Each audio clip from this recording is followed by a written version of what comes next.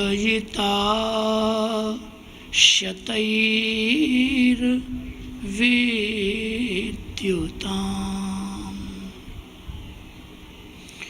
कलिन्दगिरिनन्दिनी तटसुरद्रुमा लम्बिनी मदीयमती चुम्बिनी भवतु कापि कादम्बिनी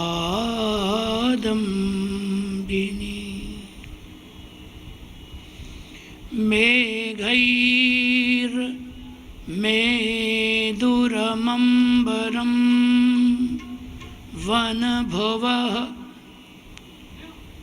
श्यामास्तमालद्रुमैर्नक्तं भीरुरयं त्वमेव तदिमं राधे गृहं प्रापय। इत्थं नन्दनिदेशतश्चलितयोः प्रत्यध्वकुञ्जद्रुमम् श्रीराधा माधवयोर्जयन्ति यमुना कूले रहक्केलय।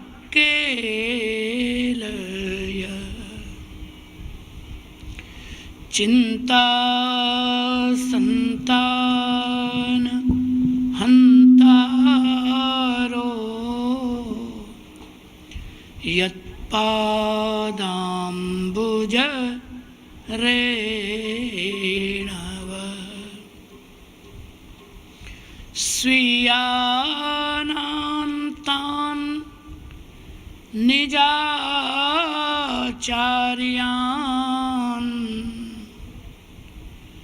प्रणमामि मुहुर्मुहुः।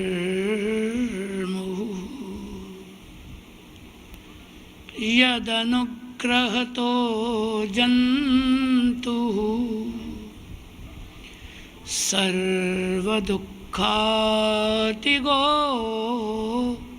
भवेत् तमहं सर्वदा वन्दे श्रीमद्वल्लभनन्दनम्। प्रभुर्नन्दकुमारो मे स्वामिनी वृषभानुजा।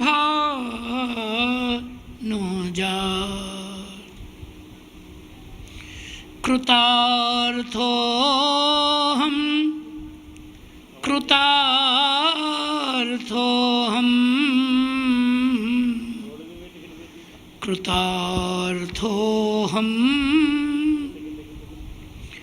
न संशय।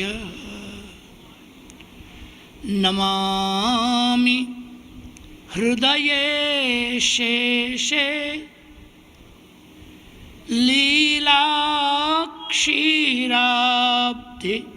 शायनम्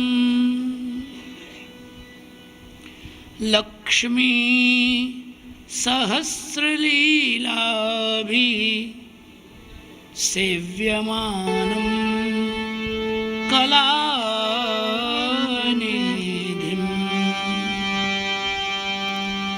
चतुर्भिश्च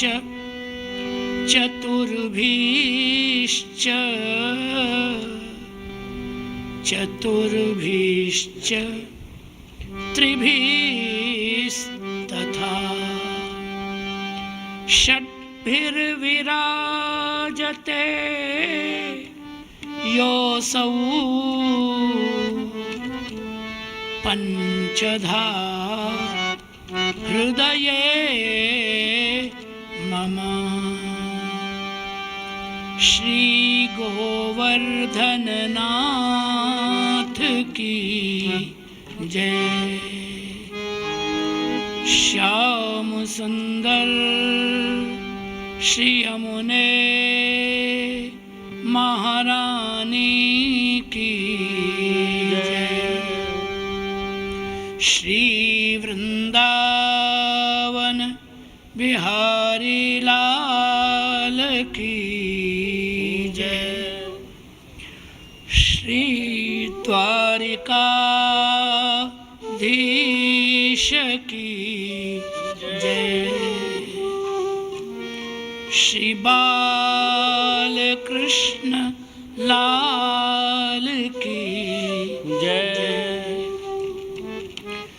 मेरे तो आधार श्यामा श्याम के चरणारविंद।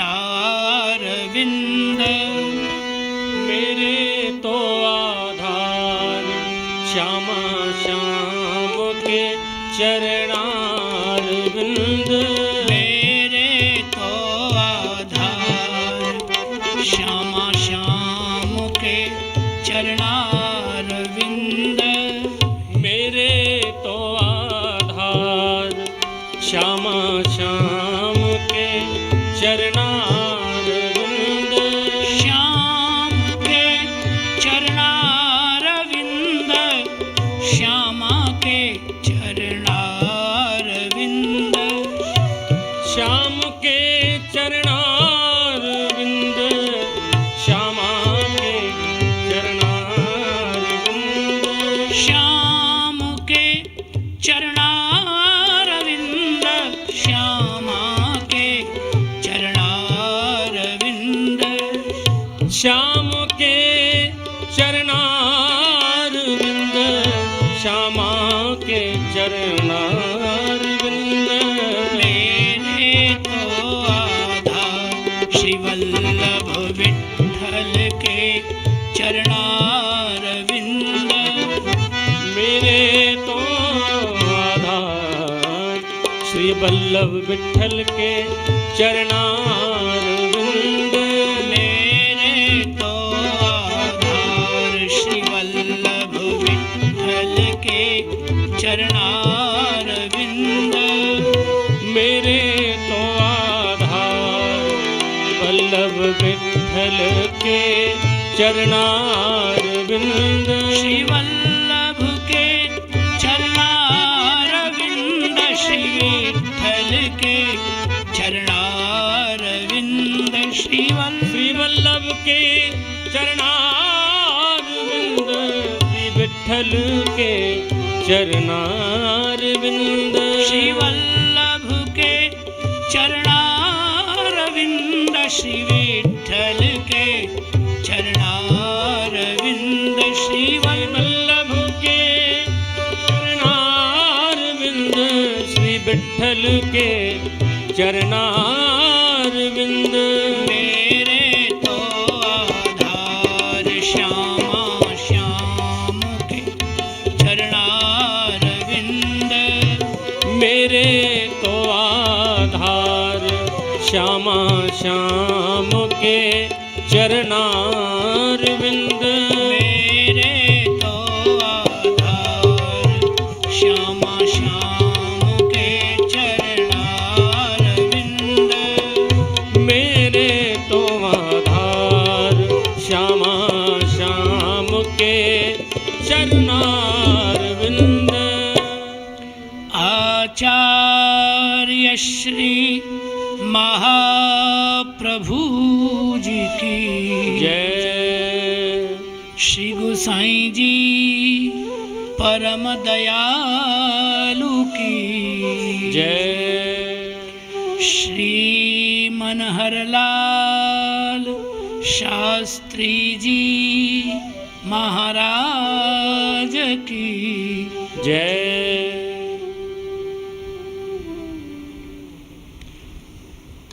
करुणा निधान भगवान श्री गोवर्धनधर प्रभु और श्री यमुना महारानी जी के अहैतुक अनुग्रह से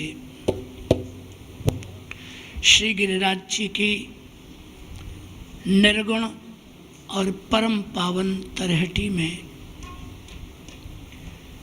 सूर्यश्याम गो आराधन महोत्सव में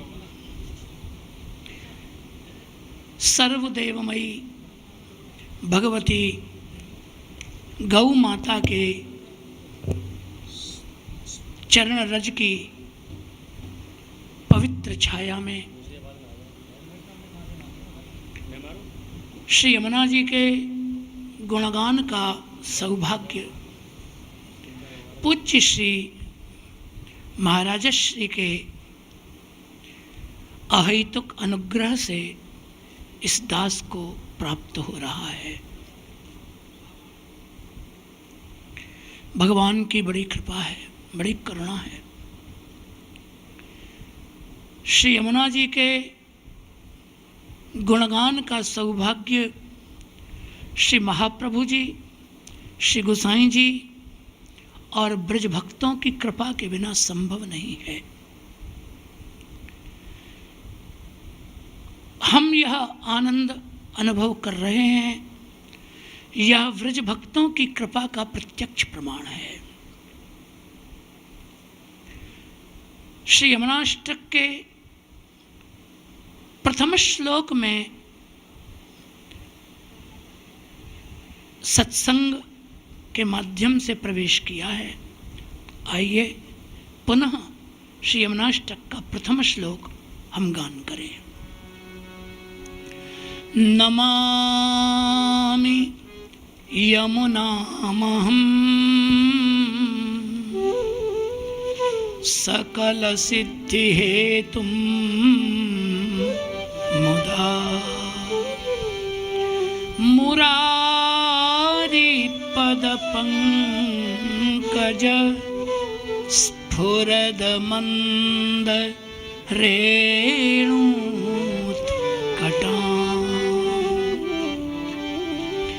तटस्थ नवकानन प्रकट मोद पुष्पाम्बुना सुरासुर सुपूजित स्मरपितुश्रियं विभ्रतीम्। प्रथम श्लोक में भगवान श्री वल्लभाचार्य चरण हृदय की प्रसन्नता पूर्वक श्री यमुना जी को नमस्कार करते हुए कहते हैं कि सकल सिद्धि हेतु, हे श्री यमुना जी, आप श्री कृष्ण संबंधी समस्त सिद्धियों को प्रदान करने वाली हैं। इस पंक्ति का अर्थ करते हुए गोस्वामी श्री हरिराय महाप्रभु जी, जिनको पुष्टि मार्ग में श्रीमद् वल्लभाचार्य चरणों का सात्विक स्वरूपावतार माना जाता है, जो दैन्य की प्रतिमूर्ति हैं, उनकी टीका में वो इन दिव्य अष्ट सिद्धियों का व्यवस्थित निरूपण कर रहे हैं, जिनमें से प्रथम सिद्धि की बात की कि सकल सिद्धि हेतुत्वम अर्थात समस्त सिद्धियों की हेतुभूता, मूल कारणभूता श्री यमुना जी हैं, स्वामिनी हैं। ये प्रथम सिद्धि है। दूसरी भगवद भाव वर्धकत्वम, भगवान के भाव को श्री यमुना जी अपने स्वरूप दर्शन से भगवान का स्मरण कराकर भगवान में भक्त का भाव बढ़ाती हैं और भगवान का भाव भक्त में बढ़ाती हैं। ये भगवत भाव वर्धकत्वम, ये द्वितीय सिद्धि है। और तृतीय सिद्धि है भगवत संबंध प्रतिबंध निराकरणत्वेन तदनुभव योग्यता हेतु शुद्धि संपादकत्वम भवन पावनीत्वम। भक्त को भगवान का साक्षात संबंध प्राप्त होने में जितने भी प्रतिबंध हैं, जितने भी विघ्न आते हैं, वो सभी विघ्न श्री यमुना जी की कृपा से दूर होते हैं। तो भगवत संयोग में व्यवधान के रूप में आए हुए जितने भी दोष हैं उनको मिटाकर श्री यमुना जी भगवान के स्वरूपानुभव, भगवान के रसानुभव करने की जीव की पात्रता, जीव की अंतःकरण की शुद्धि को संपादित करती हैं। इसीलिए उन्हें भवन पावनी कहा जाता है, जो आगे के श्लोक में आएगा, भवम भवन पावनी। यह श्री यमुना जी की तृतीय अष्ट सिद्धियों में से तृतीय सिद्धि है।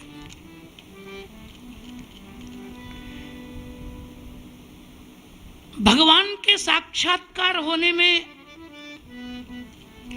जो भी कमी है जीव की, वो यमुना जी के शरण से दूर होती है। ये एक बात है। दोष निवृत्ति, ये दूसरी बात है।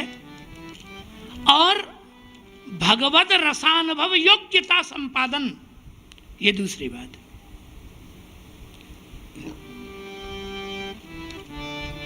भगवत पाद भगवान श्री शंकराचार्य जी के सिद्धांतानुसार अंतःकरण की मल निवृत्ति हो जाना, यह ब्रह्म साक्षात्कार के लिए, ब्रह्म समाधि के लिए आवश्यक है। अंतःकरण की मल निवृत्ति हुए बिना निर्विकल्प समाधि नहीं हो सकती। और बस मन निर्मल हो गया, उतना पर्याप्त है।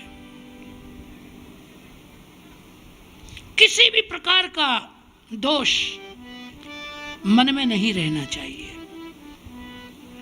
बस। और मन निर्मल हो गया तो भगवान उसमें प्रकट हो जाते हैं। निर्मल मन जन सो मोहे पावा। अंतःकरण को पवित्र कर लेने मात्र से ब्रह्म बोध होने की योग्यता संपादित हो जाती है। बस अंतःकरण निवृत्त कर लो। उस परंपरा में भजन भी गाया जाता है।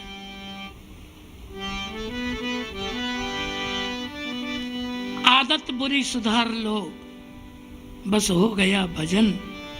मन की तरंग मार लो, बस हो गया भजन। आत्मा रूपी पात्र को निर्विषय बना लेना, विषय रहित बना लेना, बस इतना ही पर्याप्त है। लेकिन पुष्टि भक्ति मार्ग में इतने मात्र से काम नहीं चलता। भगवान श्री वल्लभाचार्य चरण कहते हैं कि पात्र पवित्र हो गया, एकदम शुद्ध हो गया पात्र, तो शुद्ध पात्र में श्री कृष्ण प्रेम का रस भर लो। उस पात्र को खाली मत रखो, उसमें भगवत प्रेम का रस भर लिया जाए तो उस पात्र की पवित्रता का सही सही उपयोग हुआ। नहीं तो पात्र यदि खाली रह गया, पवित्र तो हो गया, पर यदि खाली है, उसमें भगवत रस प्रतिष्ठित नहीं है, भगवान की भक्ति विराजमान नहीं है, तो पुनः वो अपवित्र हो सकता है। पुनः उसमें कोई न कोई, गोस्वामी श्री तुलसीदास जी का बड़ा सुंदर पद्य है जो मुझे स्मरण आ रहा है, तो मैं आपको सुनाना चाह रहा हूं। अपने मन को संबोधित करते हुए गोस्वामी श्री तुलसीदास जी वर्णन करते हैं, यह हृदय भवन प्रभु तोरा, यहाँ आय बसे बहु चोरा। वो कहते हैं कि हे स्वामी, हे भगवान, ये हृदय तो आपके विराजमान होने का राजमहल है, ये हृदय तो आपके रहने का भवन है, लेकिन आप तो पधारे नहीं और इसमें आय बसे बहु चोरा। इसमें काम क्रोध लोभ मोह मद मत्सर आदि चोरों ने कब्जा कर लिया। मान ही नहीं विनय निहोरा, हे नाथ करही बहु जोरा। राम इनसे विनती कर रहे हैं, इन काम क्रोध आदि चोरों से, कि भाई गलत घर में आ गए हो, ये श्री रघुनाथ जी का भवन है, ये भगवान का स्थान है, यहां से जाओ, ये घर तुम्हारे लिए नहीं है। तो नहीं मान रहे हैं, विनय नहीं मान रहे हैं, प्रार्थना नहीं मान रहे हैं, और जबरदस्ती घुस करके बैठ गए। निकलने वाले नहीं है, निकल नहीं रहे, कब्जा कर लिया इन्होंने। हृदय रूप राजभवन जो आपके विराजमान होने को है, इसमें इन चोरों ने, विषयों ने कब्जा कर लिया है। तो रघुनाथ जी ने कहा, आपको क्या टेंशन है, आप क्यों चिंता करते हो, हमारे घर में रह रहे हैं ना, आपने हृदय तो हमको अर्पित कर दिया, तो अब हमारे घर में पड़े हैं ना, हम देख लेंगे, जाने दो, चिंता मत करो, आपको क्या चिंता है। तुलसीदास जी महाराज कहते हैं, हमको बहुत चिंता है। चिंता यह मोहि, चिंता यह मोहि अपारा, अपुजस नहीं हो ये तुम्हारा। बोले महाराज, आपकी अपकीर्ति हो जाएगी, यही चिंता है। लोग कहेंगे कि श्री रामचंद्र जी के घर पे चोरों ने कब्जा कर लिया, रामचंद्र जी छुड़ा नहीं सके। तो ये हृदय भवन जो हमने आपको भेंट कर दिया है, ये हृदय भवन जो आपके विराजमान होने का स्थान है, इसमें यदि ये चोर नहीं निकले और कब्जा जमाए बैठे रहे, तो हमको चिंता यही है कि आपका अपयश हो जाएगा, आपकी अपकीर्ति हो जाएगी। लोग कहेंगे कि देखो, इतना बड़ा धनुष बाण रामचंद्र जी भगवान धारण करते हैं और उनके घर पे चोरों का कब्जा है,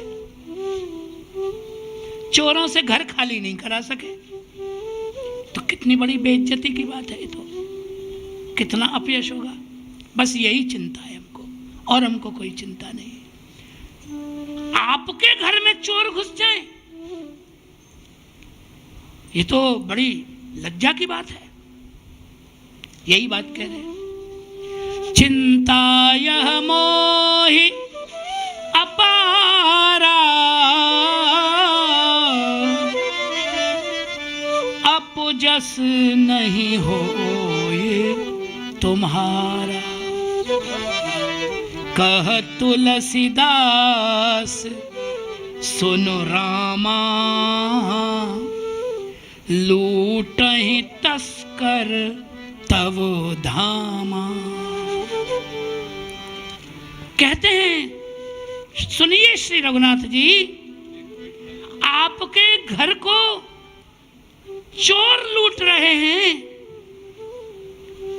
ये बड़ी लज्जा की बात है। इसलिए महाराज, यदि घर खाली रहेगा, आप इसमें नहीं विराजमान होंगे, तो आपके विद्यमानता के अभाव में, आपके हृदय में नहीं विराजने पर इसमें ये चोर घुस के बैठ जाएंगे। केवल अंतःकरण को निर्मल बना देना भक्ति मार्ग में पर्याप्त नहीं है। भक्ति मार्ग में अंतःकरण को निर्मल बनाने के बाद भगवद रस भर के और भगवान को ही भेंट कर देना चाहिए। वैसे श्रीमद् भागवत में तो यह भी लिखा है कि अंतःकरण की मल निवृत्ति भगवान ही करते हैं। आपको एक बात सुनाता हूं, सुने। एक बहुत बड़े महापुरुष हुए श्री मधुसूदन सरस्वती जी महाराज, अद्वैत मार्ग के, अद्वैत सिद्धांत के उच्च कोटि के महापुरुष, और साक्षात भगवान शंकर के शिष्य थे। लेकिन बाद में वो श्री कृष्ण भक्ति उनको प्राप्त हो गई थी, शरणागति ले ली थी उन्होंने। और हम आपको बड़ी जिम्मेदारी से ये बात कह रहे हैं, यद्यपि भगवान शंकराचार्य जी का जो गीता भाष्य है, तो गीता भाष्य के विषय में शंकराचार्य जी ज्ञान में उपसंहार कर रहे हैं। ज्ञाने परिसमाप्यते। गीता का तात्पर्य ब्रह्म बोध में है, परमात्मा को जान लो, भगवान को जान लिया, सोहम इस वृत्ति का अनुभव, अखंड वृत्ति का अनुभव हो गया। यही गीता का तात्पर्य वो स्वीकार करते हैं। पर उन्हीं के शिष्य श्री मधुसूदन सरस्वती पाद अपने भाष्य में गीता के में लिखते हैं कि मैं बड़ी विनय पूर्वक अपने गुरुपाद पद्म भगवान शंकराचार्य जी से क्षमा मांगते हुए यह कहना चाहता हूं, यद्यपि गुरुचरण ने जो कहा वो उचित ही है, तथापि जो मुझे लग रहा है वो मुझे तो गीता जी का उपसंहार भगवान की शरणागति में ही प्रतीत होता है। सर्वधर्मान परित्यज्य, जिस प्रपत्ति की चर्चा हम पूज्यपाद महाराज श्री से सुन रहे हैं, तो वो तो कहते कुछ मत करो, कुछ मत करो, केवल भगवान की शरणागति ले लो, अंतःकरण की निवृत्ति भगवान, मल निवृत्ति भगवान कर देंगे। साधनों से नहीं होगी, भगवान करुणा करके कर देंगे। उनकी बात सुनिए। वो मधुसूदन सरस्वती पाद एक बार अपने शिष्यों की सभा में विराज रहे थे। क्या बात है, मधुसूदन सरस्वती जैसा अद्वैत सिद्धांत का विद्वान, अद्वैत सिद्धि ग्रंथ है उनका, बड़ा दिव्य ग्रंथ है साहब। इतना उच्च कोटि का महापुरुष अपने समान विद्वानों की सभा में वो बैठे हुए थे, बड़े आनंद में बैठे। इतने में उस सभा में एक नंग धड़ंग मलिंग सा साधु आ गया। महात्मा आ गया, मोटा ताजा लंबा चौड़ा, और सीधे आकर जिस गादी पर मधुसूदन सरस्वती बैठे थे, शिष्य नीचे बैठे थे, उनके पास ही आके बैठ गया। शिष्यों को बड़ा बुरा लगा। कोई को बुरा न लगे, हम व्यक्तिगत ये बात नहीं कह रहे किसी से, पर जो उच्च पद पर प्रतिष्ठित आचार्य महानुभाव होते हैं वो तो बड़े सरल, बड़े विनम्र, बड़े साधु होते हैं। लेकिन जो उनके नीचे का परिकर होता है शिष्य मंडल, मुख्य आचार्य तो वही होते हैं, उनको बड़ी जल्दी बुरा लगता है। हमसे पूछे बिना कैसे चला गया, हमारी परमिशन के बिना ऐसा कैसे हो गया, बड़ी समस्या है। ये बड़ी आवरण जो है उनका वो बड़ा कठोर होता है। उसके भीतर जो आचार्य तो बड़े सरल होते हैं, बड़े सज्जन, बहुत ही मक्खन से भी कोमल आचार्यों का हृदय होता है। गोस्वामी तुलसीदास जी तो कहते हैं साधु के हृदय की बात कि सबसे कोमल माखन बताया गया है। संत हृदय नवनीत समाना, संत हृदय नवनीत समाना, कहा कवि ने पर कहा न जाना, कहा कवि पर कहा न जाना, निज परिताप द्रवहि नवनीता, निज परताप द्रवहि नवनीता, निज परिताप द्रवहि नवनीता, निज परताप द्रवहि नवनीता, पर दुख द्रवहि संत सुपुनीता, पर दुख द्रवहि संत सुपनीता। माखन स्वयं यदि गर्म होता है, माखन को ताप होता है तो पिघलता है, लेकिन संत इतने कोमल होते हैं कि पर दुख द्रवहि, वो दूसरे का ही ताप देख करके द्रवित हो जाते हैं। माखन स्वयं के ताप से द्रवित होता है, संत परताप से ही द्रवित हो जाते हैं, इतने कोमल। लेकिन उनका जो आवरण होता है, बाह्य आवरण, असली महंत जी तो वही होते हैं। हमको इस बात का बहुत अनुभव है। बड़ा बुरा लगा शिष्यों को कि बताओ, नमस्कार प्रणाम भी नहीं किया और सीधे गुरु जी के आसन पे ही आके बैठ गया। लेकिन मधुसूदन सरस्वती जी पहुंचे हुए महात्मा थे, उन्होंने शिष्यों को रोक दिया, बोले कुछ मत बोलो, बैठ गए लोग। उसके बाद वो महात्मा बोला, क्यों भाई मधुसूदन, क्यों भाई मधुसूदन, कैसे हो, बोलो। राम राम जय श्री कृष्ण कुछ नहीं, सीधे सीधे नाम लेके, वो भी श्री महाराज जी भी नहीं, सीधे बोला, क्यों भाई मधुसूदन कैसे हो? ठीक हूं भगवान, आपकी कृपा है। अच्छा एक बात बताओ मधुसूदन। पूछिए महाराज।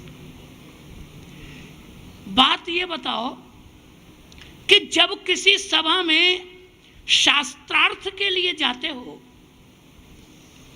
और शास्त्रार्थ में विजयी हो जाते हो, दूसरे को पराजित कर देते हो, तो दूसरे को पराजित करके विजयी होने की प्रसन्नता होती है मन में? जरा बताओ। जब विजयी हो जाते हो, दूसरे को हरा देते हो, प्रसन्नता होती है? हाँ भगवान, होती तो है, होती है प्रभु। अच्छा तो मधुसूदन एक बात फिर बताओ, कभी कभी ऐसा भी होता होगा कि कोई शास्त्रार्थ में बैठे हुए दूसरे विद्वान की युक्ति प्रबल होती होंगी और तुम कुछ कमजोर पाते हो अपने आप को, तो वहां कहीं दुख होता है मन में? जब हारने लगते हो, कमजोर पड़ने लगते हो, तो दुख होता है मन में? हाँ भगवान, होता तो है। मधुसूदन सरस्वती जी ने, होता है भगवान। खड़े हो गए महात्मा, बोले तो ठीक है। इसका अर्थ यह हुआ कि अंतःकरण में सुख दुख की वृत्ति अभी भी मौजूद है, तो अंतःकरण की मलिन वृत्ति नहीं हुई। विजयी होने पर प्रसन्नता होना, पराजित होने पर खेद होना, यह पवित्र मन का प्रमाण नहीं होता। अंतःकरण में अभी भी राग द्वेष का मल है, सुख दुख की मलिनता भरी है। शुद्ध करो, चलो इससे ऊपर उठ जाओ, जाने लगे। तो श्री मधुसूदन सरस्वती जी ने उनके चरण पकड़ लिए, कहा भगवान आप कौन हैं? मेरे ऊपर इतनी करुणा करके मेरे अंतःकरण की इतनी सूक्ष्म भूल बताने वाले आप कौन हैं? तो महात्मा मुस्कुराए, बोले मुझे तो तुम जानते ही हो, जानते तो हो। तो कहा मैं जानता हूं, बात सच है, तो फिर क्यों पूछते हो? तो कहा भगवान मुझे दर्शन दीजिए, मैं जानता हूं कि आप मेरे गुरु श्री शंकराचार्य चरण ही हैं, क्योंकि गुरुदेव के बिना इतना अनुग्रह मेरे ऊपर कोई नहीं कर सकता, आप ही हैं। तो शंकराचार्य चरणों ने उन्हें दर्शन दिए। अंतःकरण की मलिन वृत्ति योग के मार्ग से कर लेना बहुत कठिन काम है, और हजारों लाखों में से कोई एक यदि कर भी ले तो कब वो वृत्ति बदल जाएगी इसका कोई ठिकाना भी नहीं है। बहुत कठिन काम है मलिन वृत्ति करना, अंतःकरण की। लेकिन भक्ति मार्ग में कथा की इतनी महिमा है कि स्वयं भगवान ही अंतःकरण की मलिन वृत्ति कर देते, स्वयं भगवान कर देते मलिन वृत्ति। श्रीमद् भागवत के 2 स्कंद में यह बात आई।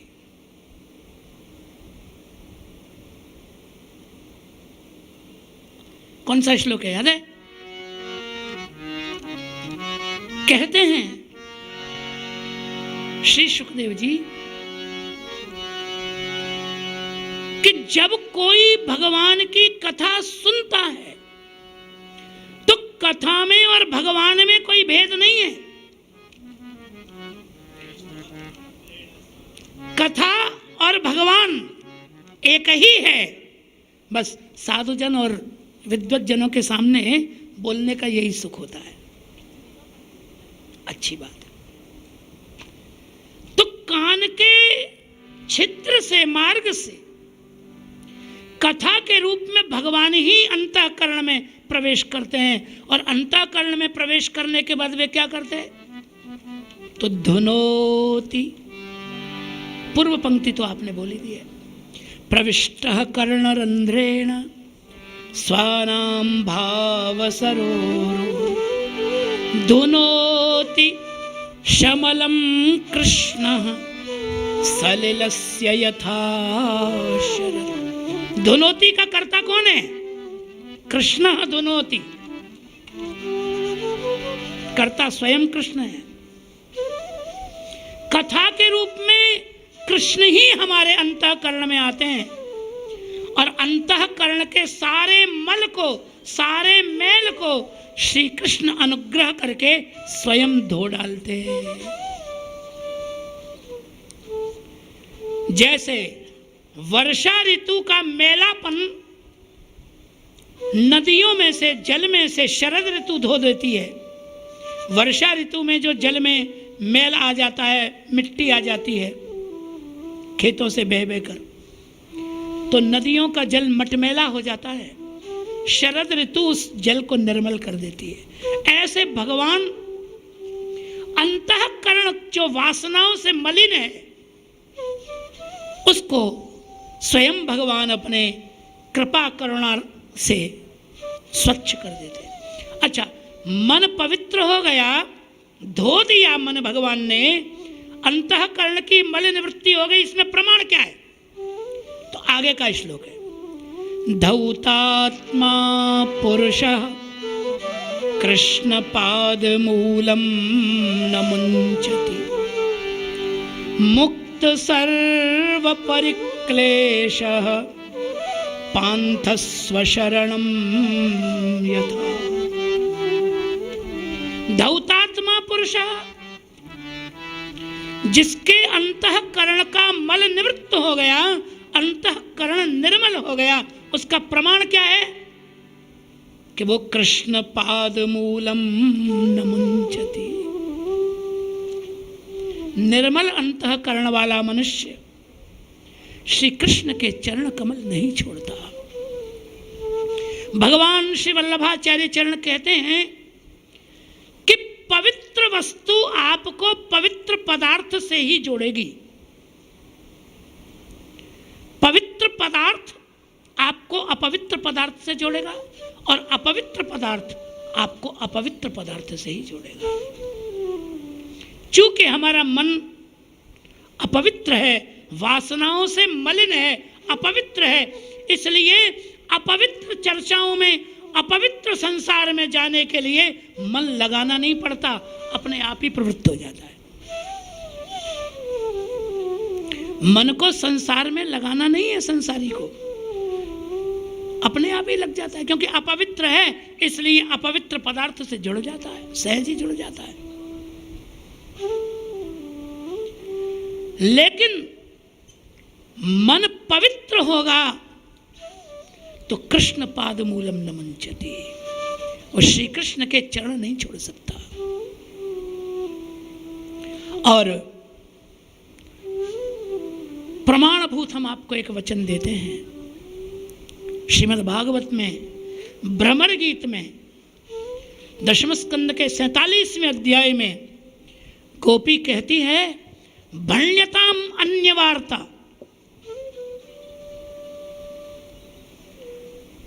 भण्यताम अन्य वार्ता, गोपी कह रही है कि कोई दूसरी बात करो। अन्य वार्ता भण्यताम, कृष्ण की बातें करना बंद करो। श्री कृष्ण की बात करने से कोई फायदा नहीं, छोड़ के चला गया, क्या बात करना उसकी। अन्य वार्ता, कोई कृष्ण के सिवा दूसरी चर्चा करो, कृष्ण की चर्चा नहीं करनी। अन्य वार्ता भण्यताम, दूसरी बात करो। और दूसरी बात करो कहकर आगे क्या बोलती है, अपिबत मधुपुर्याम आर्यपुत्रो धुनास्ते स्मरति स पितृगेहान सौम्य बंधुश्च। अभी पहले कह के चुकी है, दूसरी बात करो, कृष्ण की बात मत करो, दूसरी बात करो। और फिर उसके बाद क्या बोलती है, कृष्ण कुशल तो है। स्मरति,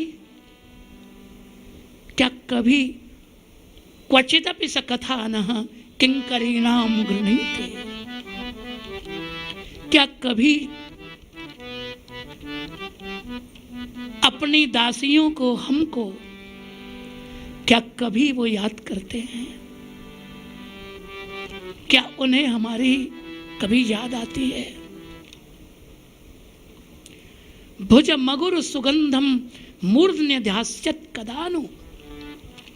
हे उद्धव जी, हमारे जीवन में कोई ऐसा दिन दोबारा आएगा क्या कि भुज मगुर सुगंधम मूर्धन्य दास्यत, भगवान की वह भुजा जिसमें से अगुर की सुगंध निकलती है, क्या वह भुजा कभी पुनः हमारे मस्तक पर हम रख पाएंगे?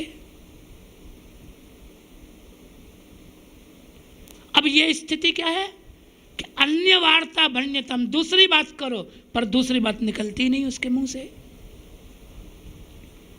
ये मन की दिव्यता का प्रमाण है, दूसरी बात नहीं निकलती। अंतःकरण की मल निवृत्ति जिसकी हो चुकी है, जिसका हृदय परम पवित्र है, वो भगवान को नहीं छोड़ सकता। वो भगवान के लिए सब छोड़ सकता है, लेकिन किसी चीज के लिए भगवान को नहीं छोड़ सकता। अनेक प्रमाण है इसमें, अनेक प्रमाण है भागवत के। एकादश स्कंद में नवयोगेश्वर संवाद में आइए बाबूजी पधारिए। श्री गोवर्धन नाथ की जय। नवयोगेश्वर संवाद में बड़ा प्यारा ये श्लोक है। त्रिभुवन विभव हेतवे प्यकुंठ स्मृति रजितात्म सुरादिभिर्विमृग्यात् न चलति भगवत्पदारविन्दाल् लव निमिषार्धमपि यः स वैष्णवाक्यः। किसी श्रेष्ठ वैष्णव से पूछो कि तीनों लोकों का साम्राज्य हम तुम्हें दे रहे हैं, ले लो। इसके बदले में एक ही काम करना है। क्या? बोले आधे क्षण के लिए श्री कृष्ण का स्मरण भूल जाओ, छोड़ दो। आधे क्षण के लिए, अर्ध निमिष के लिए भगवान की स्मृति छोड़ दो बस। बाकी त्रिभुवन का वैभव ले लो, तीनों लोगों का साम्राज्य तुम्हारा है। उसके बदले में आधे क्षण का भगवत स्मरण छोड़ दो बस। न चलती, स्वीकार नहीं करता। तो वैभव क्या है? यदि ये वैभव भगवान को बुलाने वाला है तो यह भगवान की कृपा नहीं हो सकती। हमको हमारे श्री मथुपुरी के, श्री मथुरा के एक बहुत प्रतिष्ठित कथाकार महानुभाव ने कहा, उन्होंने हमको कहा कि मेरे ऊपर भगवान की बड़ी कृपा है कि भगवान की कृपा से मेरे पास एक मन तो सोना है और 5 शेर जवाहरात है। इतना भगवान ने मुझे दिया। श्री भागवत जी की कैसी कृपा है, भगवान की कैसी कृपा है। तो हमने तो कुछ उत्तर ही नहीं दिया। तो वो बोले आपने कुछ कहा नहीं। तो हमने कहा जाने दीजिए, हमारा उत्तर आपको पसंद नहीं आएगा। कहीं पर भी भागवत में धन की प्राप्ति भगवान की कृपा का फल नहीं बताया गया, कहीं भी नहीं बताया गया। परम भक्त वृत्रासुर तो कहते हैं कि धर्म अर्थ काम इन तीनों के लिए भक्त जब प्रयास करता है तो अनुग्रहशील भगवान उसके उस धर्मार्थ काम के प्रयास को मिटा देते। त्रैवर्गिकायास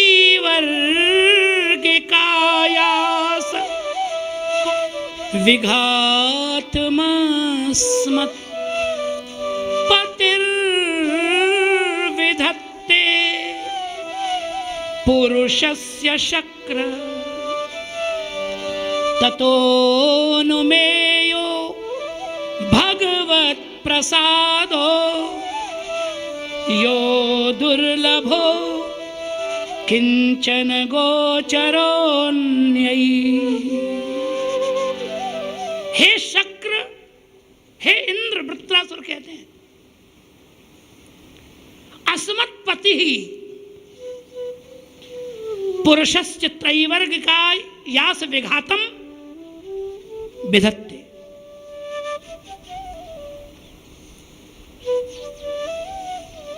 हे इंद्र, मेरे जो स्वामी हैं भगवान श्याम सुंदर, वो अपने भक्त का, जिसको वो अपना मानते हैं, पुरुषस्य भगवत सेवकस्य, जिसे उन्होंने अंगीकार कर लिया है, उसको वो धर्म की ओर नहीं जाने देते, उसे वो अर्थ की ओर नहीं जाने देते, उसे वो काम की ओर नहीं जाने देते। जब वो धर्म अर्थ काम के मार्ग पर जाता है तो वो तीनों मार्ग में अवरोध पैदा कर देते हैं। कहाँ जा रहा है? मैं तो यहाँ बैठा हूँ। धर्म तो साधन है, साध्य तो कृष्ण ही है। प्रपत्ति की चर्चा चल रही है, पूज्यपाद महाराज श्री कर रहे हैं। सर्वधर्मान परित्यज्य मामेकम शरणं व्रज। धर्मों के परित्याग की बात भगवान कह रहे हैं। क्यों कह रहे हैं? क्योंकि धर्म साधन है, साध्य तो भगवान ही है। धर्म किसके लिए किया जाता है? धर्म का फल क्या है? भगवान के लिए किया जाता है। और शरणागति वो भी अनन्य होनी चाहिए। ये भी महाराज श्री ने परसों के दिन हमको कहा था, हमने सुनी थी बात। हमारे यहाँ संप्रदाय में आचार्य चरण कहते हैं कि अन्य संबंध गंधोपि कंधरा में वो बाधते। संबंध नहीं, संबंध गंधोपि। भगवान के अतिरिक्त किसी के संबंध की मनोभावना भी, सुगंध भी भक्ति की अनन्यता को बाधित कर देती है। नहीं तो आप इस श्लोक में देखें कि सर्वधर्मान परित्यज्य मामेकम शरणं व्रज में से एकम शब्द जरा हटा के देख लीजिए, अर्थ हो जाएगा। माम शरणं व्रज अर्थ तो हो गया, ये एकम शब्द लगाने की जरूरत क्या है? एकम शब्द अनन्यता का बोधक है। माम एकम, केवल और केवल मेरी शरण में तो मेरी जिम्मेदारी है। और यदि 10 जगह जाते हो तो फिर हमारी जिम्मेदारी नहीं है भाई, फिर तो 10 की जिम्मेदारी है। यदि हमारी बात करो तो हमारी जिम्मेदारी है। अनन्य शरणागति। तो जब भक्त धर्म की ओर जाता है, भगवान विरोध कर देते हैं। अर्थ की ओर जाता है, भगवान विरोध कर देते हैं। काम की ओर जाता है, भगवान विरोध कर देते हैं। हार कर पुनः भगवान के पास लौट आता है। तो भगवान कहते हैं, जब भक्त को धर्म सिद्ध न हो, अर्थ सिद्ध न हो, काम सिद्ध न हो, तो ततो न मेयो भगवत प्रसादः। इसको दुख नहीं मानना चाहिए कि हमारा धर्म सिद्ध नहीं हुआ, अर्थ सिद्ध नहीं हुआ, काम सिद्ध नहीं हुआ। अरे भगवान ने कृपा की है तुम्हारे ऊपर, भगवान अपने आप को देना चाहते हैं तुम्हें, तो श्री कृष्ण का कृपा प्रसाद अनुभव करना चाहिए। केवल अकिंचनो महात्माओं को यह प्राप्त होता है, दूसरों को तो ये दुर्लभ है। तो भगवान की कृपा का फल, भागवत का फल कभी सांसारिक द्रव्य नहीं हो सकता। भागवत तो भागवत बनाने वाला पदार्थ है। भागवत तो भागवत बनाता है। जिसने भागवत सुनी वो भागवत हो गया, जिसने भागवत कही वो स्वयं भागवत है। आप देख लीजिए भागवत उठा के। सूत जी के लिए भागवत शब्द का प्रयोग आता है, सुखदेव जी के लिए भागवत शब्द का प्रयोग आता है, परीक्षित के लिए भागवत शब्द का प्रयोग आता है, सबके लिए भागवत शब्द का प्रयोग आता है। तो भागवत तो भागवत बना देने वाली विद्या है। भागवत का फल तो भागवत होना है। भागवत का फल इसके अलावा कुछ नहीं है। तात्पर्य यह है कि धर्म, अर्थ और काम ये भजन का फल नहीं है। ये भगवत भक्ति का, कथा का फल नहीं है। अंतःकरण की निवृत्ति करके भगवान उसमें विराज जाएं, ये कथा का फल है, ये फल है। और यह श्री यमुना जी के अधीन है। ये दोनों काम श्री यमुना जी करती है। ये तृतीय सिद्धि है श्री यमुना जी की। श्री हरिराय महाप्रभु जी कह रहे हैं कि भगवत संबंध प्रतिबंध निराकरणत्वेन तत् अनुभव योग्यता हेतु शुद्धि संपादकत्वम भुवन पावनीत्वम भवम भुवन पावनी अधिकता अनेक स्वनई। आगे श्लोक में आएगा। श्री यमुना जी की दिव्यता आप देखें हैं। श्री गंगा जी के अवतरण की कथा भागवत के 9वें स्कंद में आती है। तो जब भगीरथ के ऊपर श्री गंगा जी प्रसन्न हुई तो उन्होंने कहा कि हम आने को तैयार हैं, लेकिन हमारी 2 समस्याएं। एक तो कोपि धारयता बेगम, हमारा वेग कौन धारण करेगा, पहली समस्या तो ये है। दूसरी समस्या ये है कि पापी लोग स्नान करके अपने पाप हमें दे जाएंगे, तो हमारे पाप की निवृत्ति कैसे होगी। तो पापियों का पाप प्रक्षालन तो श्री गंगा जी कर देंगी, इसमें तो कोई संदेह ही नहीं है। श्री भगवान के चरण कमल का ये परम पवित्र स्वरूप श्री गंगा जी जीव के समस्त पापों को नष्ट कर देंगी, लेकिन वो पाप गंगा जी कहती हैं कि वो पाप हमारा कैसे मिटेगा। लोग तो अपने अपने पाप हम में धो जाएंगे, हम कहाँ जाएंगे।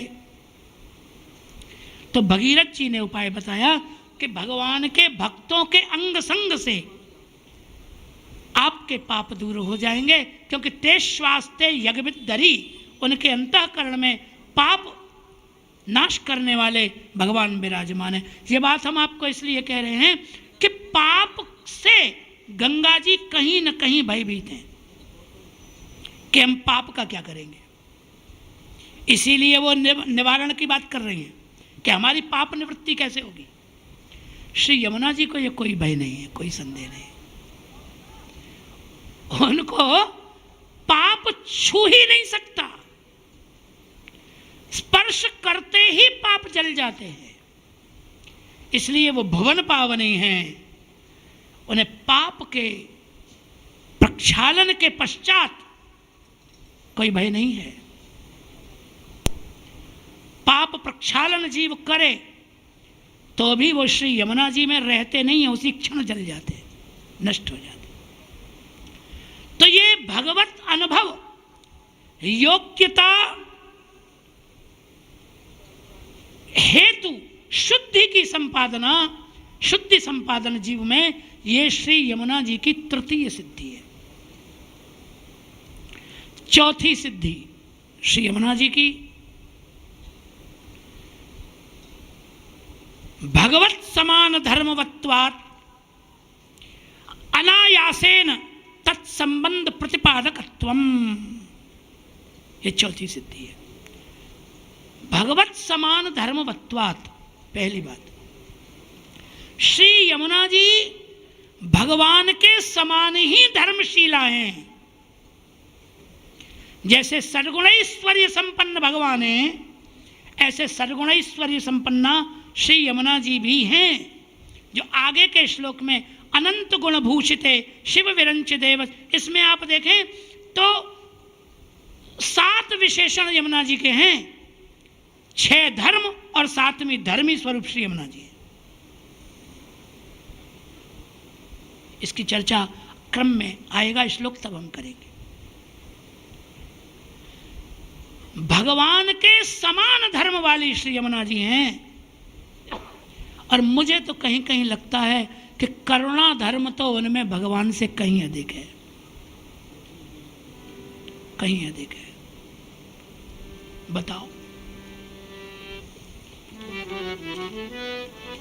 आहा, श्री यमुने अगणित गुण गण गिने न जाएं, श्री यमुने अगणित गुण गण गिने न जाए। अनंत गुण भूषित भगवान के समान धर्म है उनमें, इसलिए भगवत संबंध संपादन करने की उनमें योग्यता है। अब हमको नहीं मालूम है कि हम उस श्लोक तक पहुंचेंगे कि नहीं व्याख्यान में, हमको खुद ही नहीं पता है, इसलिए हम ये संकेत यहाँ कर देते हैं। एक बार श्री गंगा जी ने श्री यमुना जी से कहा कि मुझे श्री भगवान का अंग संग प्राप्त हो, ऐसी मेरे ऊपर आप कृपा करें, मुझे अंग संग प्राप्त हो श्री कृष्ण का। बड़ी प्रार्थना की श्री गंगा जी ने, तो श्री यमुना जी ने कहा अच्छा चलो मैं वचन देती हूँ तुमको कि तुमको श्री कृष्ण का अंग संग प्राप्त होगा। तो भगवान से कहा यमुना जी ने, बोले महाराज हमारी इच्छा है और ये गंगा जी की भी इच्छा है, आप श्री गंगा जी में स्नान करके गंगा जी को अंग संग प्रदान करें। तो भगवान ने कहा क्या बात आप करते हो, चरणामृत है गंगा जी, चरण का जल है, कोई चरण जल में स्नान करता है क्या? चरण जल स्नान के योग्य होता है क्या? तो आप ऐसी बात मत कीजिए, ऐसी बात मत कीजिए। गंगा जी का मुंह सूख गया, दुखी हो गई गंगा जी। तो श्री यमुना जी से उन्होंने कहा कि अब तो ठाकुर जी ने मना कर दिया, आप क्या करें।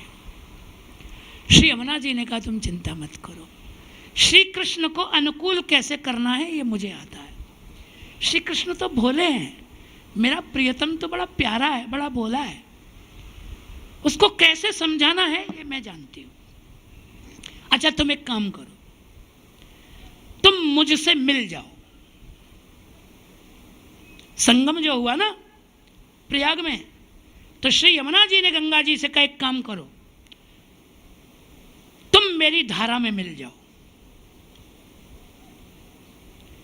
और श्री गंगा जी और यमुना जी का जब संगम हो गया, यमुना जी ने संगम कर लिया श्री गंगा जी से, तब भगवान को कहा एक बात बताओ, मुझसे भी दूरी है क्या? मुझसे तो दूरी नहीं है। तो भगवान ने कहा नहीं, आपसे तो कोई दूरी नहीं। तो कहा कम से कम मेरे धार में तो, मेरे रस प्रवाह में तो पधारो। और जब श्री यमुना जी के प्रवाह में ठाकुर जी पधारे, तो श्री यमुना जी से मिलकर गंगा जी को भी श्री कृष्ण का अंग संग प्राप्त हुआ। और तभी से पुष्टि मार्ग में श्री ठाकुर जी की सेवा में गंगा जल का प्रयोग किया जाता है, उसके पहले नहीं किया, क्योंकि यमुना जी से संबंध हो गया, भगवान से संबंध हो गया साक्षात, तो इसलिए पुष्टि धर्म स्थापित हो गया श्री गंगा जी में। तो श्री गंगा जी का उपयोग भगवान की सेवा में तब से किया जाता है, उसके पहले नहीं किया जाता। तो भगवत समान धर्मवत्वात् भगवत संबंध संपादकत्वम, जिसे चाहे श्री यमुना जी, जिसे चाहे उसे भगवत संबंध का दान कर सकती है, स्वतंत्र हैं वो। जैसे भगवान स्वतंत्र हैं, ऐसे श्री यमुना जी भी स्वतंत्र हैं, जिसे चाहे उसे श्री कृष्ण दर्शन देंगे, देंगे ही देंगे। मैंने पहले दिन भी आपको निवेदन किया था, तपस्या के मार्ग से ध्रुव जी को छोड़कर किसी को 6 महीने में भगवान नहीं मिले। आप उठा के देख लीजिए पुराणों को। श्री यमुना जी ऐसी हैं कि ठाकुर जी के हृदय में ध्रुव जी की दिदृक्षा, ध्रुव जी को देखने की इच्छा पैदा यमुना जी ने कर दी।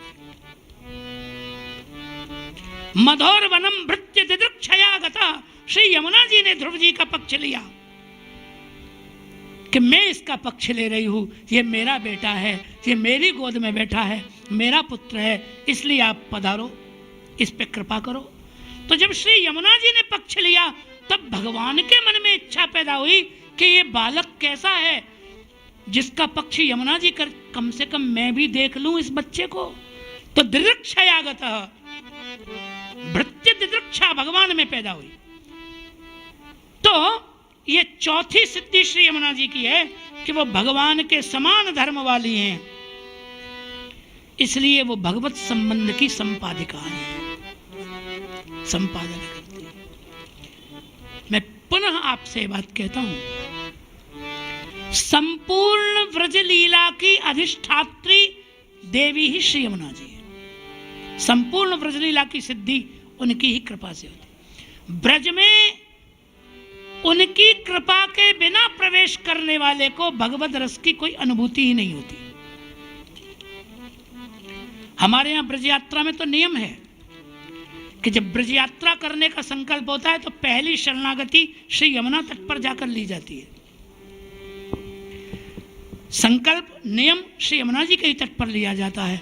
उनसे ही प्रार्थना की जाती है कि महारानी जी आप अनुग्रह करें और हमें ब्रज में जाने की आज्ञा दें, कुछ हमें ब्रज लीला का अनुभव हो, ब्रज रस का अनुभव हो।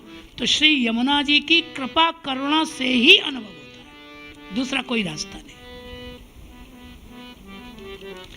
नंददास जापे श्री यमुने जू कृपा करें, नंददास जापे श्री वल्लभ कृपा करें, सोई श्री यमुना जी की शरणा। श्री गोवर्धन नाथ की जय। श्री वल्लभ विठ्ठल गिरधारी, श्री यमुना जी की बलिहारी। श्री वल्लभ विठ्ठल गिरधारी, श्री यमुना जी की बलिहारी। श्री वल्लभ विठ्ठल गिरधारी, श्री यमुना जी की बलिहारी। श्री वल्लभ विठ्ठल गिरधारी, श्री यमुना जी की बलिहारी। श्री यमुने महारानी की जय। तो भगवत समान धर्मवत्वात् अनायासेन भगवत संबंध संपादकत्वम, ये चतुर्थ सिद्धि। अनायासेन, कोई बहुत ज्यादा साधन की जरूरत नहीं है, बस श्री यमुना जी की शरणागति ले ली, सब सहज हो जाएगा, सब हो जाएगा। उससे ऊपर कुछ नहीं है।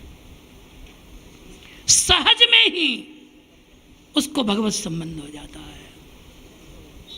ये श्री यमुना जी के पास में ये दिव्य सिद्धि है कि वो सहज ही जीव को भगवत संबंध संपादित कर देती है। पांचवी सिद्धि है भगवत प्रिय कलि निवारकत्वम। कई बार ऐसा होता है कि भगवान के भक्तों में भी एक प्रणय क्लेश हो जाता है, कई बार ऐसा होता है। तो वैसे तो वो क्लेश भगवान ही निवृत्त कर देते हैं, पर कई बार भगवान से भी नहीं होता है, तब श्री यमुना जी करती है। कई बार हो जाता है। हमारे यहाँ प्रसंग आता है कि एक बार श्री कुम्मन दास जी और सूरदास जी में बैठे बैठे चर्चा चली।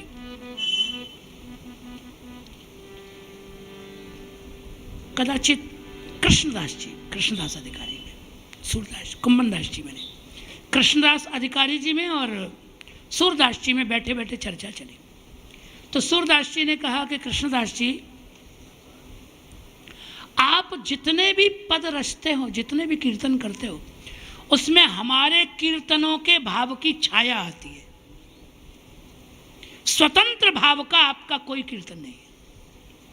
ऐसा कोई विषय नहीं है जो स्वतंत्र आपने अपने कीर्तन में गाया हो।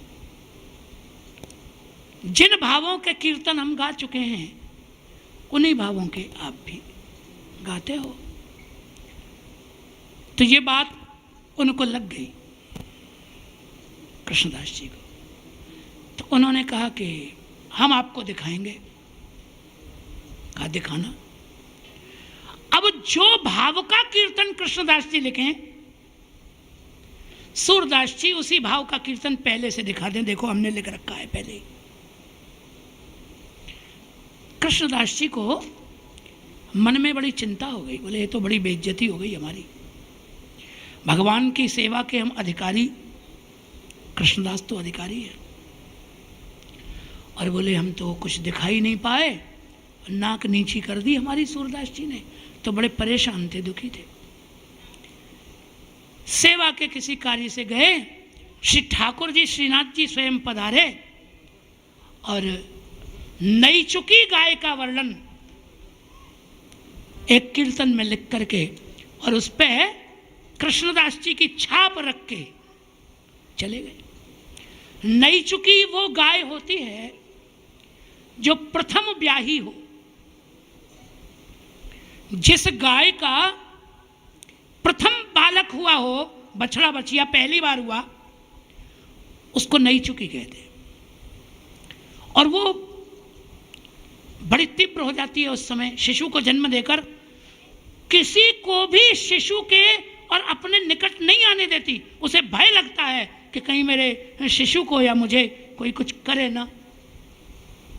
तो इतनी वत्सला होती है वो उस काल में, क्योंकि प्रथम बार वो वत्सला हुई है, प्रथम ब्याहता है, तो उसको शिशु के प्रति अपार वात्सल्य होता है। किसी को निकट नहीं आने देती, सभी को बड़ी तीव्र होती है। और ऐसी हजारों गायों को श्री कृष्ण सहज ही घेर के ले आते हैं। ये भाव का कीर्तन स्वयं भगवान ने नई चुकी सहस्रन घेर लावत गोविंदा, नई चुकी सहस्रन घेर लावत गोविंदा। ये कीर्तन स्वयं भगवान का लिखा। और जैसे कल पूज्यपाद महाराज श्री ने बताया था कि पूज्य श्री भक्तमाली जी महाराज इतने करुणामय थे कि उनको ब्रजभाषा के काव्य को उत्साह वर्धन करना था। तो कोई कैसा भी उल्टा सीधा लिख लाए वो उसको सुधार देते थे, श्रृंगार। अच्छा, नाम इनाम तो चाहिए नहीं होता था साधुओं को, उनको नाम इनाम की कोई परवाह नहीं थी। उनको तो भगवान का स्वभाव होता है भक्त कीर्ति विवर्धना। एक भगवान का पुरुषोत्तम सहस्त्रनाम में श्री महाप्रभु जी ने नाम लिखा है भक्त कीर्ति विवर्धना। ये महाराज जी अष्टम स्कंद का नाम है। समुद्र मंथन के प्रसंग में ये नाम महाप्रभु जी ने लिखा है, क्योंकि मुख्यतया देखें तो समुद्र मंथन तो भगवान ने ही किया है। क्योंकि पहले तो देवता दैत्य समुद्र मंथन करने के लिए गए तो मंदराचल ही नहीं उठा उन पे, और हजारों तो पिचके ही मर गए मंदराचल के नीचे। तो वहां भी भगवान ने उनको जीवन दान किया, मंदराचल को उठा के स्वयं लाए। अब वो निराधार जल में डूबने लगा तो कच्छप रूप में भी प्रभु ही प्रकट हुए। उसके बाद वो डगमगाने लगा तो उसके शिखर को पकड़ के भगवान विराजे। फिर भी देवता दैत्यों से कुछ नहीं हुआ। यदा सुधा न जाएरन निर्ममंथा जित स्वयं। देवता दैत्य दोनों को हटा दिया भगवान ने। बोले हट जाओ, चलो दोनों हम खुद ही मंथन करते। तो स्वयं ही मंथन किया भगवान ने। तो मंथन तो भगवान ने किया, और नाम क्या है? सुरासुराणाम उदधिम मथनताम मंदराचलम। देवता दैत्य मंथन कर रहे थे। किसी से भी पूछो समुद्र मंथन किसने किया? बोले देवता दैत्यों ने।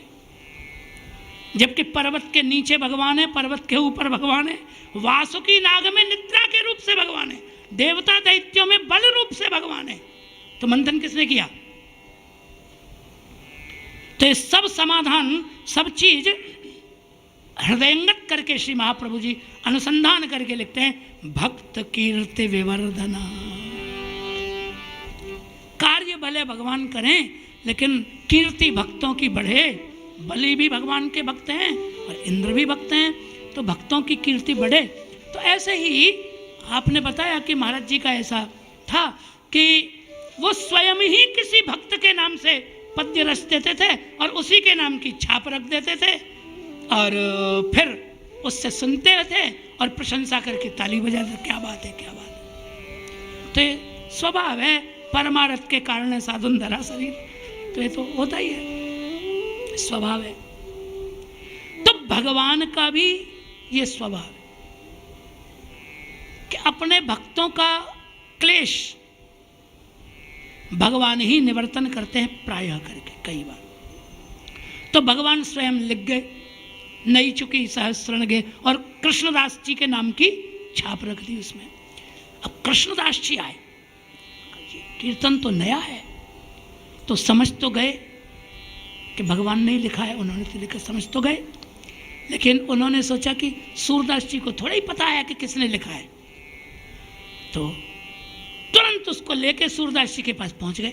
बोले सूरदास जी, ये कीर्तन हमने लिखा है, सुनाओ। सुना दिया, नई चुकी सहस्रण घेर लावत गोविंदा। सूरदास जी तुरंत मुस्कुरा कर बोले कृष्णदास जी से, कृष्णदास भाई, बात हमारे तुम्हारे बीच में थी, तुम्हारे बाप से लड़ाई थोड़ी है, लड़ाई तुमसे ही थी।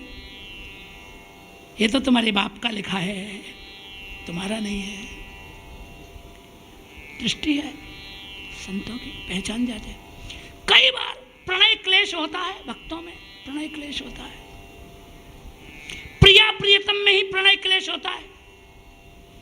श्री यमुना जी हमारे यहाँ कीर्तन आते हैं, बेसर कौन की अतिनी की। प्रिया प्रियतम विराज रहे राधा कृष्ण, और दोनों में एक बात छिड़ गई। बोले नकबेसर किसकी श्रेष्ठ है, ठाकुर जी की श्रेष्ठ है या प्रियाजू ने कहा हमारी श्रेष्ठ है? बताओ बताओ। अब कौन बतावे? तो का एक काम करो, तुम्हारे ही किसी सखा से पूछ लेते हैं। तो कुम्मन दास जी का कीर्तन है, कुम्मन दास जी बैठे थे, बोले तुम ही बता दो किसकी बढ़िया है नकबेसर। अब कुम्मन दास जी फंसे, किसकी बढ़िया बतावें। और नियम तो यही है महाराज जी, घर में रहना होए तो सेठ जी की भले मत मानो, चल जाओगे, सेठानी की न मानो तो नहीं टिक पाएंगे। तो प्रियाजू की नहीं मानने से तो मुश्किल हो जाएगी, मुश्किल हो जाएगी बड़ी बारी। अब कुम्मन दास जी ठाकुर जी की ओर देखें तो भगवान के हमारे सखा हो, ध्यान रखो इस बात को, संबंध को तो ध्यान रखो। और प्रियाजू की ओर देखें तो अंततो गत्वा कुम्मन दास जी को कहना पड़ा, कुम्बन दास बुरो जिन मानो, कछु नेक सरस लली की। वोट वहीं दिया जाके, मतदान वहीं किया, तो कहा बुरो मत मानो, कछु नेक सरस लली। ब्रज के जो लोग हैं वो प्रियाजू के पक्षपाती होते ही हैं, होते ही हैं। हमसे एक राम कथा के महानुभाव विद्वान ने हमसे पूछा, हमने प्रसंग में कोई प्रसंग कह रहे थे धनुष यज्ञ का, रामचरित, हमको राम कथा का ज़्यादा ज्ञान नहीं है, थोड़ा थोड़ा गुरुजनों से सुना है, तो कभी प्रसंग आने पे वाणी पवित्र कर लेते हैं। तो वहाँ उस कथा में हमने कहा कि श्री सीता जी की कृपा से श्री रामचंद्र जी ने शिव धनुष तोड़ा। तो वो खड़े हो गए महानुभाव, बोले ये आप क्या कह रहे हो, राम जी के पौरुष पे आपको संदेह है क्या? लक्ष्मण जी का क्रोध नहीं सुना है क्या आपने? माखे लखन कुटिल भई भोहे, अभी आपके ऊपर भी हो जाएंगी तो ये बात आपने कही कहां से? इसका आधार क्या है?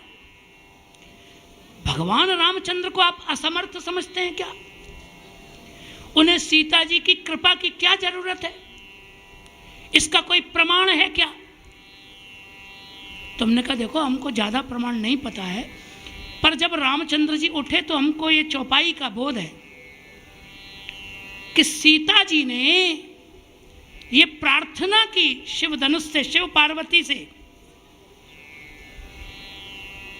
कर हित हरऊ चापु गरुआई। आप मेरा हित सोच के, मेरी प्रार्थना मान के शिव जी के धनुष की जो ये भारीपन है, गरुता है, इसे आप हटा दीजिए। तो सीता जी ने प्रार्थना की, माधव पार्वती जी ने हटा दिया। अब उसमें धराई क्या था धनुष में जो रामचंद्र जी को बल लगाना पड़ता? अरे भाई पहले ही उन्होंने प्रार्थना करी कि नहीं? तो बोले तो आप पक्षपात कर रहे हैं। तो हमने कहा आपको यदि ऐसा लगता है तो भाई देखो हम तो ब्रजवासी हैं, हम तो किशोरी जी के ही पक्षपाती हैं। वैसे ठाकुर जी से हमारा बड़ा प्रेम है, बहुत प्रेम है, सखा प्यारे कृष्ण के हम खूब कहते हैं, लेकिन वोट वहीं देंगे, वोट नहीं देंगे दूसरी जगह। तो अनेक बार क्लेश होता है ठाकुर जी में, प्रियाजू में कई बार विवाद होता है, प्रणय क्लेश होता है, और वो प्रणय क्लेश श्री यमुना जी ही दूर करती है और कोई दूर नहीं करता। जुगल सरकार दोनों की अत्यंत प्रिय है श्री यमुना जी, कृष्ण वामांग संभूता है, और श्री प्रियाजू के कारण युगल स्वरूप धारण किए हुए। तो ये एक पांचवी सिद्धि है। और छठवीं सिद्धि है भगवदीय उत्कर्ष विधायकत्वम। भगवान के भक्तों की श्रेष्ठता श्री यमुना जी विधान करती है। भगवदियों का उत्कर्ष श्री यमुना जी बढ़ाने वाली है, भक्तों का उत्कर्ष बढ़ाने वाली श्री यमुना जी। ये एक छठवीं सिद्धि है। सातवीं सिद्धि है कि भगवत प्रियत्व संपादकत्वम। जीव को भगवान का प्रिय बना देती है और जीव को भगवान में प्रियत्व का संपादन कर देती है, भगवान का जीव में प्रियत्व संपादन कर देती है। ये उनकी एक सातवीं सिद्धि है। और आठवीं सिद्धि है तनुनवत्व साधकत्वम। नवीन तन अर्थात भगवत संबंध के योग्य दिव्य शरीर श्री यमुना जी प्रदान करती है। यहाँ श्लोक में महाराज जी आता है तनुनवत्व मेतावता। तो यहाँ तनुनवत्व, नवतनुत्व नहीं है, नवतनुत्व नहीं है, तनुनवत्व है। अर्थात भगवान की सेवा के लिए नया शरीर धारण नहीं करना है, इसी तनु में नवत्व का संपादन करने वाले श्री यमुना जी तनु नवत्व संपादिका है। यही शरीर, प्राकृत शरीर श्री यमुना जी अनुग्रह करके भगवत सेवा के योग्य प्रतिभा। इसका भाव भी इस पद में है।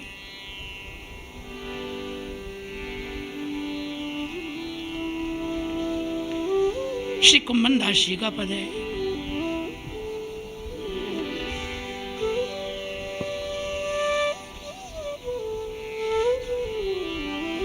श्री यमुने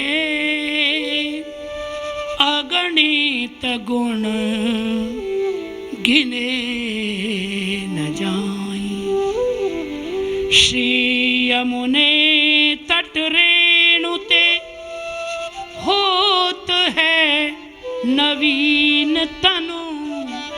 यही शरीर नया हो जाता। श्री यमुने तट रेणुते होत है नवीन तनु, इनके सुख देन की कहा करूं बड़ाई।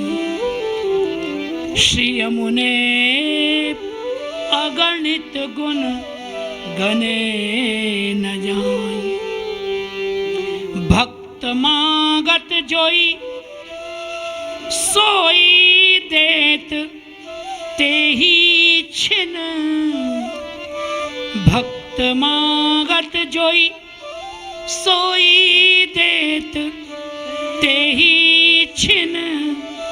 ऐसी को कर सके प्रण निभाई। कुंभन दास लाल गिरधरन मुख निरखत। कुंभन दास लाल गिरधरन, मत तो है नहीं कृष्ण को गाली देने की। वेदादि शास्त्रों की तो किसी की हिम्मत है नहीं कि जो भगवान को गाली दे सके, भगवान को कुछ बोल सके। तो ठाकुर जी के मन में आया होगा कि यार कभी कोई तू तड़ाक से बोलने वाला हो, कभी कोई हमको भी प्रेम से गाली देने वाला हो, पर हिम्मत कौन जुटाए। तो इसीलिए ठाकुर जी ब्रज में ही आ गए। बोले ये ठीक है, भगवान गाली सुनते हैं, खुद भी देते हैं, दो चार देते ही होंगे, देते ही होंगे। 100 तो शिषपाल ही देता था भगवान को गाली। अब 100 गाली रोज भगवान सुनते थे। आरभ्य कल भाषणात्, जब से उसने बोलना सीखा तब से कृष्ण को 100 गाली रोज देता था। तो याद नहीं हुई होंगी क्या सुन सुन करके? 100 गाली रोज ही दे कोई तो याद हुई होंगी कि नहीं? और ब्रज में तो गाली की परंपरा ही है। एक महान भाव ने बताया कि गीता जी में श्री कृष्ण ने 108 गालियां दी हैं। भरत जी रिसर्च की उसने, कहा यार बड़ी अद्भुत रिसर्च है तुम्हारी। हमने कहा एक आध गाली हमको भी दिखाओ, हमने तो पढ़ी नहीं गाली। उसने दिखा दिया। बोले नराधम, पापी, असुर, ऐसे 108 अपशब्द गीता जी में बोले भगवान ने। अब ये इतनी गालियां भगवान ने कहां से सीखी होंगी? तो यहीं से सीख ली होंगी। तो गालियां देने की हैसियत वेद की नहीं है। भगवान को गाली देने की कोई दे नहीं सकता गाली। ये ब्रज के ही लोग हैं। इस पद में भी हो ये पुरोवा ऊती निपूती को जाने 3 की 13 जाय लगाई। जर जाए सखी ब्रज को बसिबो, जहां पानी में आग लगावे लुगाई। पानी में आग लगा। यहाँ के लोग बड़े शंकालु होते हैं, बड़े शंकालु होते हैं महाराज। और हमको जो लगता है यहाँ सौगंध खाने की भी बड़ी परंपरा है। गांव में आप जब 2300 बात बात पे कहते हैं 2300 सौगंध का बड़ा महत्व है महाराज जी। हमारे एक मित्र हैं, वो कभी हमसे कहते हैं तुम्हारी बात का प्रमाण क्या है? हमने कहा हमें ही प्रमाण है और तो क्या। और नहीं, मेरी सौगंध खा के कह के ये बात सच है। ले, हमने कहा हम तुम्हारी झूठी सौगंध खा जाएं तो बोले कोई बात नहीं, खा जाओ। लेकिन सौगंध का उनको बड़ा भरोसा होता है। झूठी बात भी कोई सौगंध खा के कह दे तो सच मान लेते हैं। यहाँ के बड़े अद्भुत लोग हैं, गजब है। तो उसने कहा कि तू ये नहीं देखता है कि दुनिया के लोग देख रहे हैं, बीच राह में तुमने हमारा आंचल पकड़ लिया। मुंचांचलम चंचल पश्यलोके बालोसी नालोकयसे कलंकम। तू छोटा है, तू नहीं समझता, अरे बच्चा है। 1 मिनट में कलंक लग जाता है यहाँ स्त्रियों को। फलाने की बहू फलाने सो बतराए रही, ले चल, अब ये चलेगा प्रपंच। इसलिए भरे राह तुमने मेरा आंचल पकड़ लिया। मुंचांचलम, तुम तो चंचल हो, तुम्हारा क्या भरोसा है, लेकिन मैं तो स्त्री हूं, एक मिनट में कल छोड़ो मेरा आंचल। भगवान ने कहा कि भाभी तू एक बात नहीं जानती, हम जिसका आंचल पकड़ लें उसके जन्म जन्म के कलंक मिट जाते हैं। दुनिया के कलंक मिटाने वाले हमने तुम्हारा आंचल पकड़ा और तुम कहती हो कि हमारे पकड़ने से कलंक लग जाएगा। ले जाओ, छोड़ दिया भगवान ने आगे, जाओ नहीं पकड़ते। तो 10 कदम आगे गई गोपी और बोली भगवान से, भावम न जानासि विलासिनी गोपाल गोपालन पंडितों से। कुछ नहीं, छोड़ दिया। तू तो गोपाल ही है, गई चराए जिंदगी में, तू विलासनियों के रस भाव को नहीं जान सकता। अरे ना समझ, नायक नायिका को पकड़ने के बाद नायिका कितना भी मना करे कभी छोड़ता है? रसिक नायक नायिका को नहीं छोड़ता, नायिका का निषेध ही उसकी स्वीकृति है। नहीं तो आवे क्यों वो नायक के पास? निषेध तो रसोद्दीपन के लिए होता है, लेकिन तैने तो गैया ही चराई है, गोबर ही उठाया है। भावम न जानासि विलासिनी नाम गोपाल गोपालन पंडितों। कृष्ण में भी रसो वै सह रसगुम येवायम लब्ध्वा आनंदी भवति, उस रसरूप परमात्मा में भी रस का ज्वार उठा देना, ये ब्रज की गोपी का ही काम है, ये श्री यमुना जी का ही काम। श्री यमुने अगणित गुण गिने न जाए। नव तनुत्व, भगवत संपादन सेवा के योग्य रसरूप देह, रस भाव युक्त हृदय, ये श्री यमुना जी ही प्रदान करते। मुरारी पद पंकज स्फुरद मंदरेणु कटा। मुर दैत्य नरकासुर है, जिसकी कथा भागवत में आती है।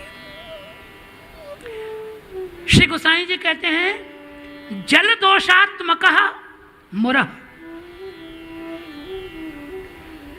श्री यमुना जी के जल प्रवाह में रहने वाला जो दोष है वो मुर रूप है,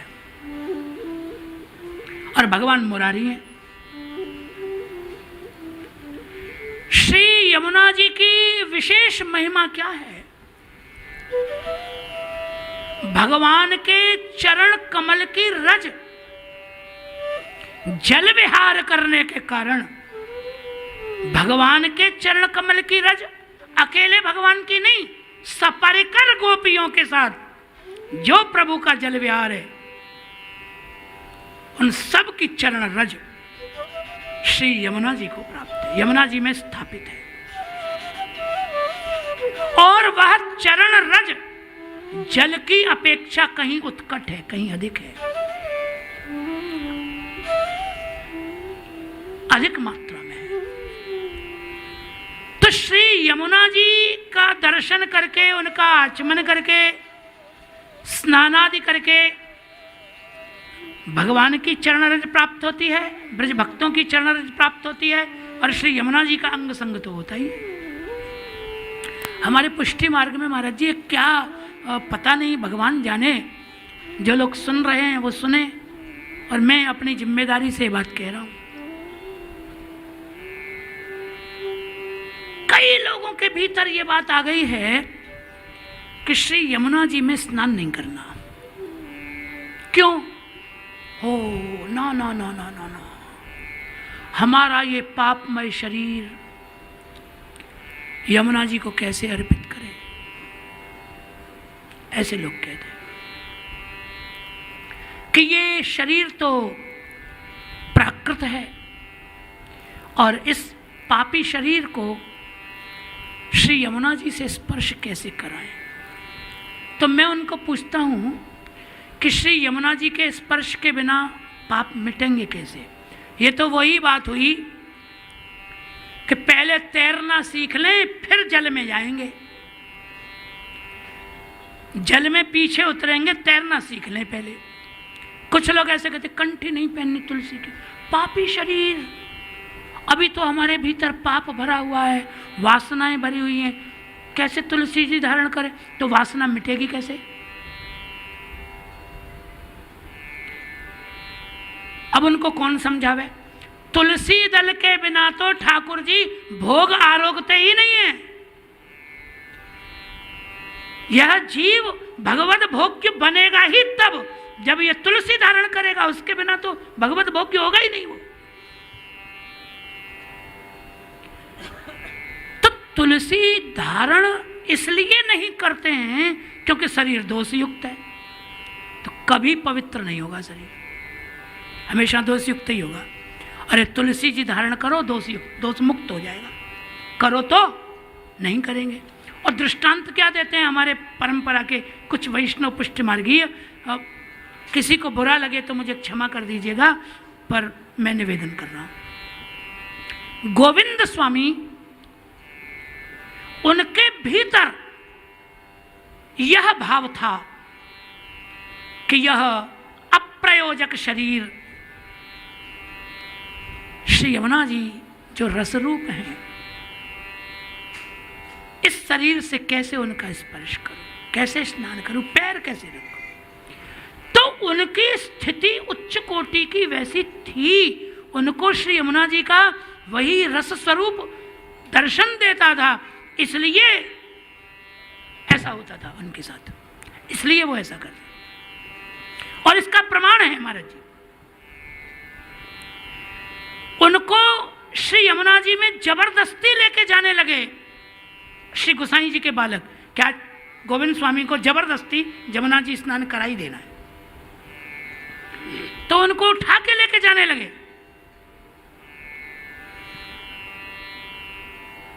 और श्री यमुना जी में कमल प्रकट हो गए।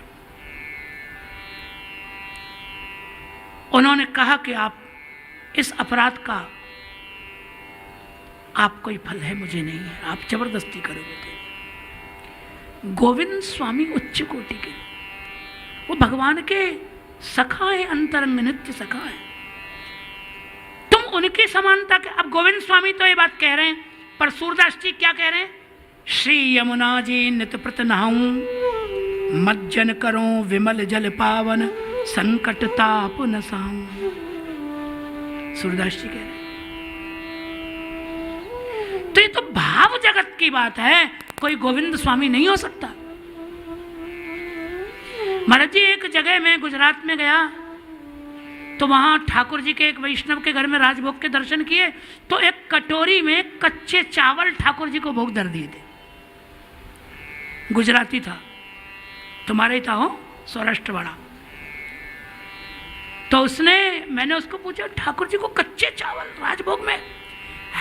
शास्त्री जी सुदामा जी ना भावे धरी रिया छी, सुदामा जी ना भावे धरी। मुझे बड़ा क्रोध आया, तू सुदामा छे,